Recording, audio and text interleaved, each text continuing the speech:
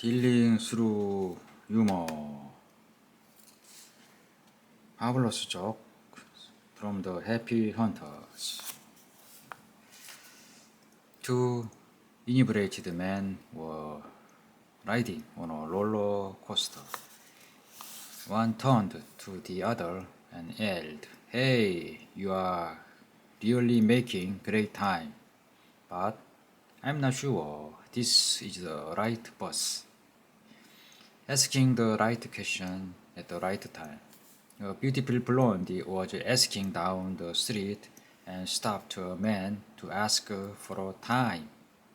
The man, looking at his watch, helpfully responded, "Why, certainly, miss. It's now 4 o'clock." The blondie paused and said, "You know, it's really good. I've been asking people that question all day long, and each time I get a different answer." An important official who was visiting a mental institution made a telephone call but had difficulty getting his number.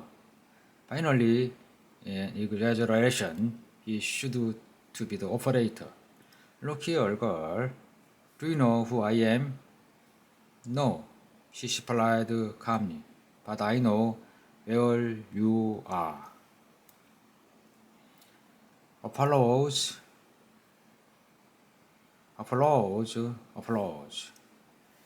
10 repeated, and one elderly lad were hanging onto a rope and came down to a plane. They all decided that one person should get off because the combined weight of the people was too much for the rope. All of the people were afraid that the rope would soon break. For a while, no one spoke. Then the elderly lad said, "I've lived a good life. I'll let go." But before she did, the 10 EPTs started clapping. "I just bought a cured ham. Wonder what it had." A good question.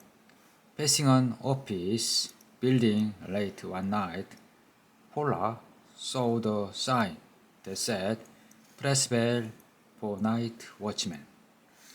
She did so, and after several minutes, she heard the watchman clumping down the stairs.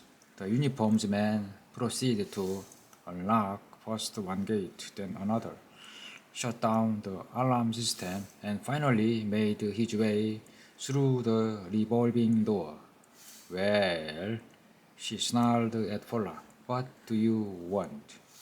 "I just want to know why you can't ring it for yourself." Telling the truth, a woman was in gambling casino for the first time. At the roulette table, she said, "I have no idea what number to play." A young, good-looking man nearby suggested that she play her age. Smiling and blinking her eyelashes at the man, she put her money on number 32.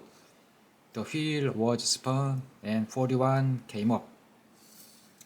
The smile dripped from the woman's face, and she fainted. From a passenger ship, one can see a bearded man on a small island, and he is shouting and desperately waving her hand. "Who's it?" a passenger asks her captain. I have no idea. Every year when we pass, she goes mad." A cup of coffee. Cousin Susie was the world's worst at getting instruction mixed up. So she decided to follow each and every instruction to the T on everything.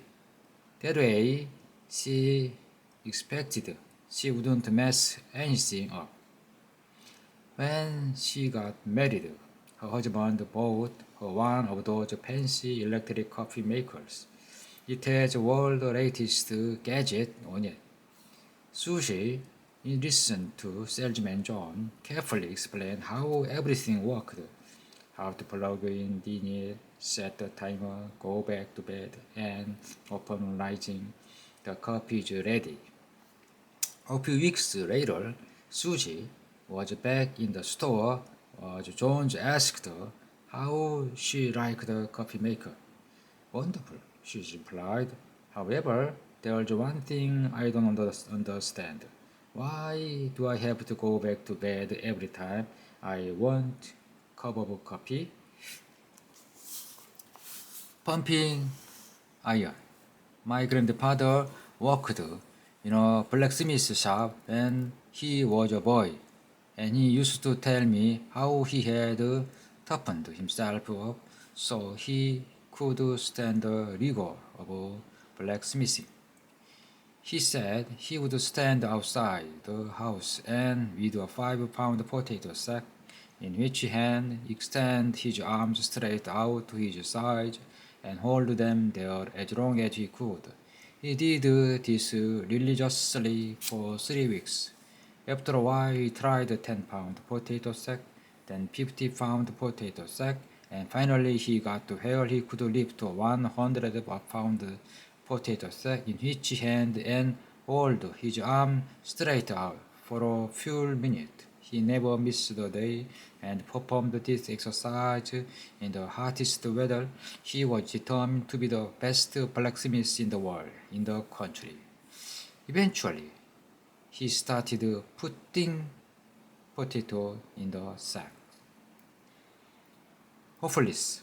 It's no good, sir, said the hopeless pupil to his English teacher.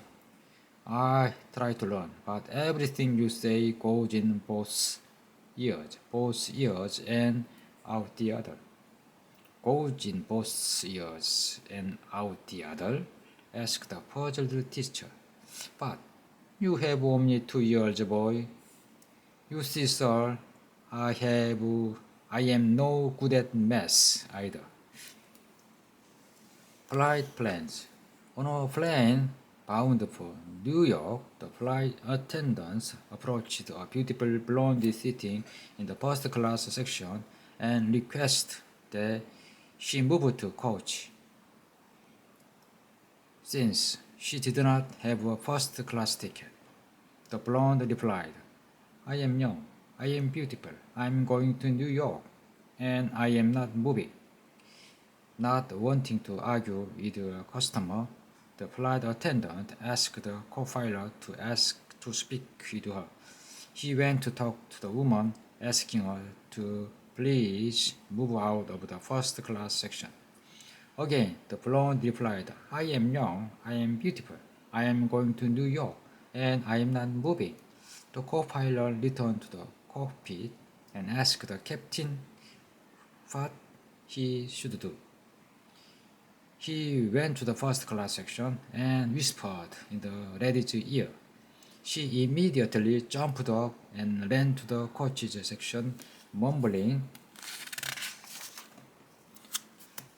to herself, why didn't you just say so? Surprised, the flight attendant and the co-pilot asked what he said to her. That finally convinced her to move from her seat. He said, I told her the first class section wasn't going to New York.